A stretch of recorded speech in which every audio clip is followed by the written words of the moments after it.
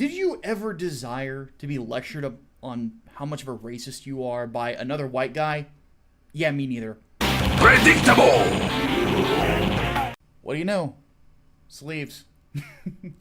and beneath this one, more sleeves.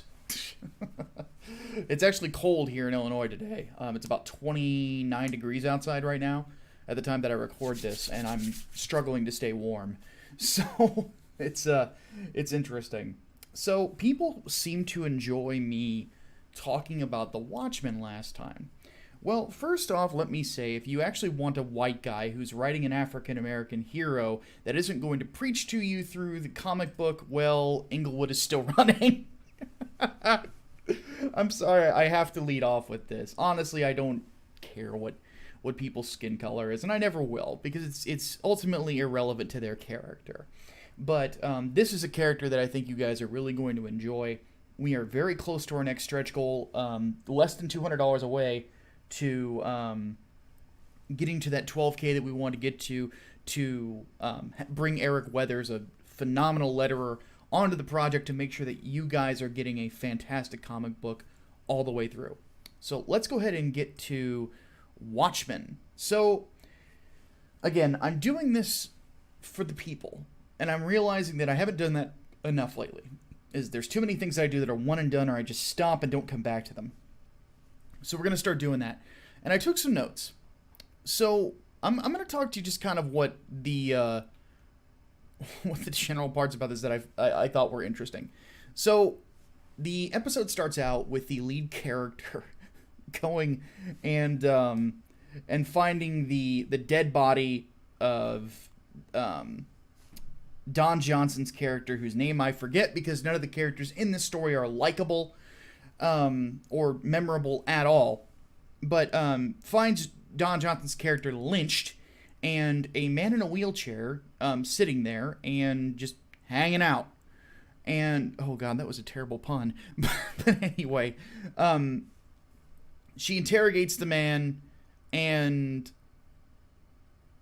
basically he throws a bunch of mystery and says that he knows people in high places. We find out later that that's probably the Watchmen themselves, or at least some former people who were formerly part of it, because he's, at the end of the episode, taken away by the Owl ship. Yeah.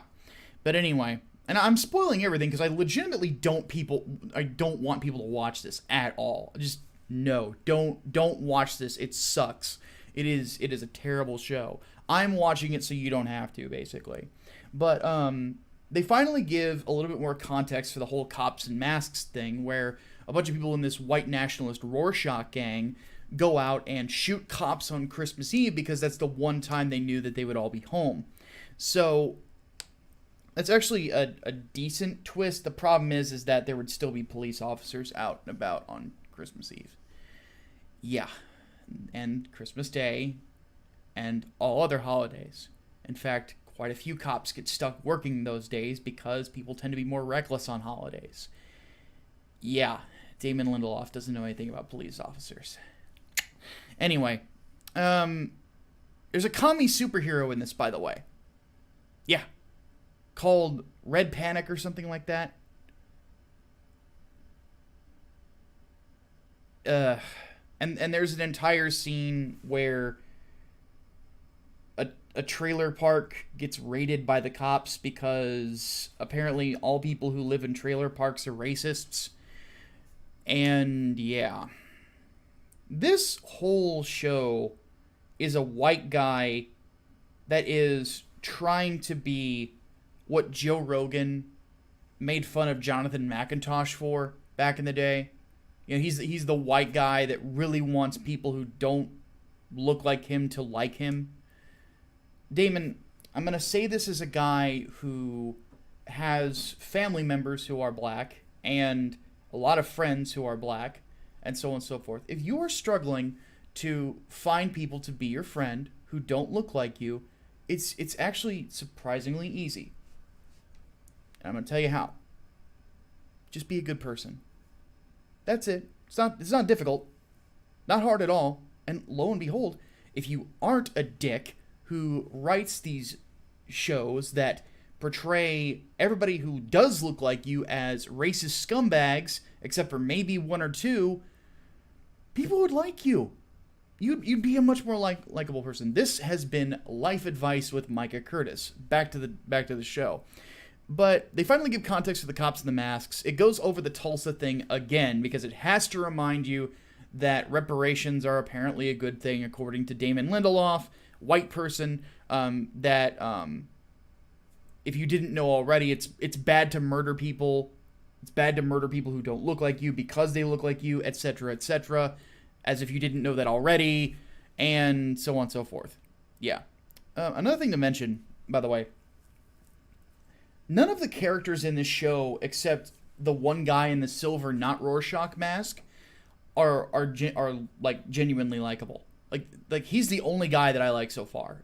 I look forward to seeing him on the screen because that guy is like actually acting and trying to entertain people. Everybody else is just playing these two-dimensional pastiches. You know, the cops are, I guess we're supposed to be rooting for the cops, but the cops legitimately act like communists.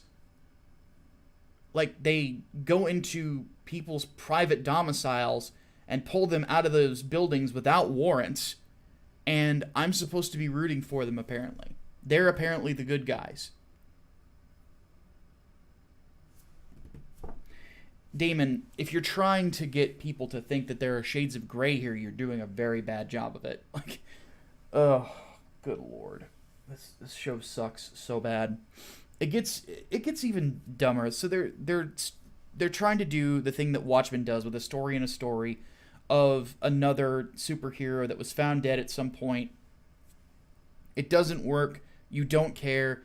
It's like the Zack Snyder, movie. It's missing the point by introducing a ton of violence for no reason.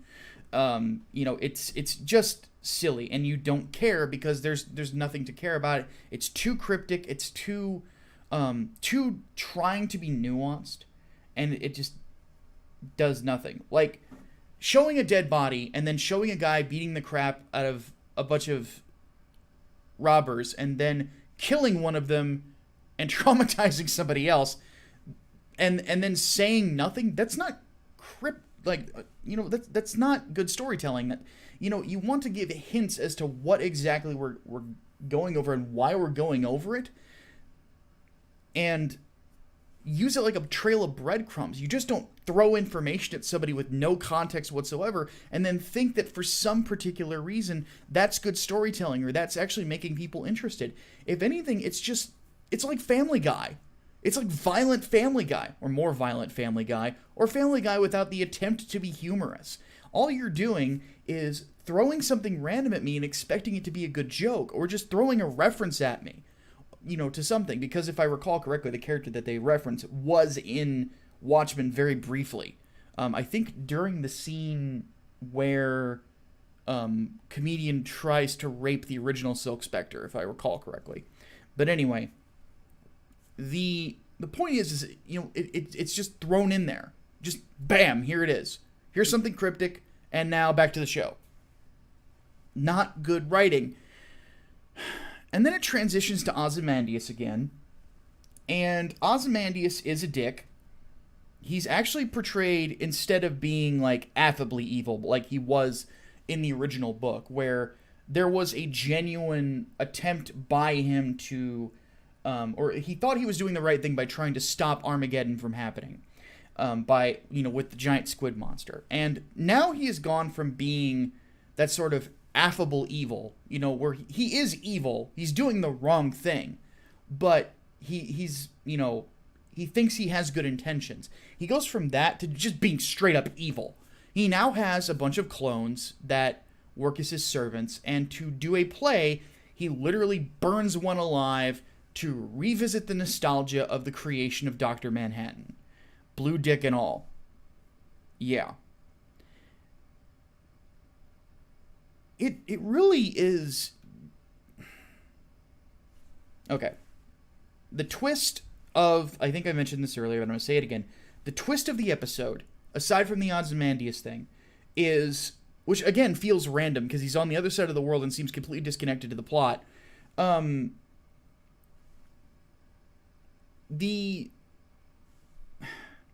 the chief, Don Johnson's character, was a member of the Klan at one point, and the black man who supposedly hung him, who is in a wheelchair, apparently knows the Watchmen, like I mentioned earlier, and yeah, just that's the big reveal, is that he might know the Watchmen, and or at least Night Owl, or someone related to them, and that's about it. Like,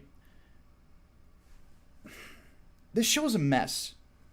It's a giant woke mess, and it continues to be a giant woke mess. And you know, and I hate throwing the word woke around at this point, because I do think it gets overused.